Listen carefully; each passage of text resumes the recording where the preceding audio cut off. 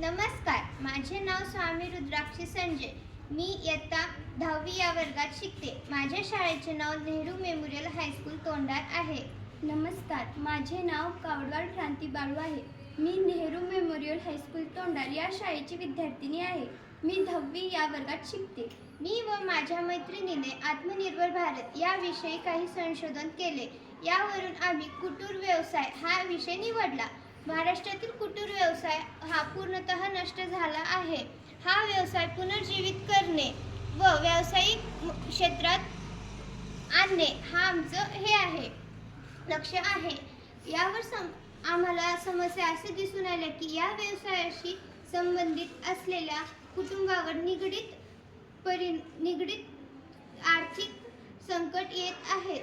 यावर उपाय म्हणून बंद झालेल्या कुटीर व्यवसाय पुनर्जीवित करणे व आधुनिक तंत्रज्ञानाशी जोडणे, वस्तू निर्माण केलेल्या वस्तू विकणे व आर्थिक क्षेत्रात आणणे. हे बघा, मी उलनपासून मोबाईल ठेवण्यासाठी अशा प्रकारची एक वस्तू तयार केली आहे. आपण आपला मोबाईल जेव्हा चार्जिंगला लावतो तो मोबाईल खाली पडण्याची शक्यता असते आणि आपल्याला भीती पण वाटते. जेव्हा आपण याच्यामध्ये मोबाईल चार्जिंगला लावून ठेवलो तर तो मोबाईल सुरक्षितही असतो आणि आपल्याला भीतीही वाटत नाही. ही तयार करण्यासाठी आपल्याला उलन मार्केटमधून खूप कमी किमतीमध्ये भेटते आणि आपण उलनपासून अशी आकर्षक वस्तू तयार केली तर आपल्याला मोठ्या प्रमाणात लाभ होतो. उलनपासून आपण वेगवेगळ्या प्रकारच्या वस्तू तयार करू शकतो, जसे की कबूतर, गणपती, विठ्ठल रुक्माई, पडदा, पायपुसणी. ती सर्व तयार करण्यासाठी आपल्याला अशा वेगवेगळ्या प्रकारच्या गाठी तयार कराव्या लागतात. मी तुम्हाला एक गाठ मारून दाखवते. हे बघा, आपण आधी असा एक सी काढून घ्यायचा आणि इकडे एक सी काढायचा.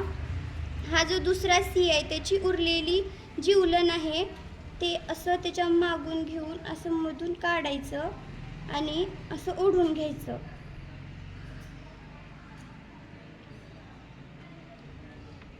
हे बघा, अशा प्रकारची गाठ तयार होते आणि अशा प्रकारच्या आपण वेगवेगळ्या गाठी जर उलनने केलो तर आपल्या असा एक मोबाईल ठेवण्याची वस्तू तयार होते.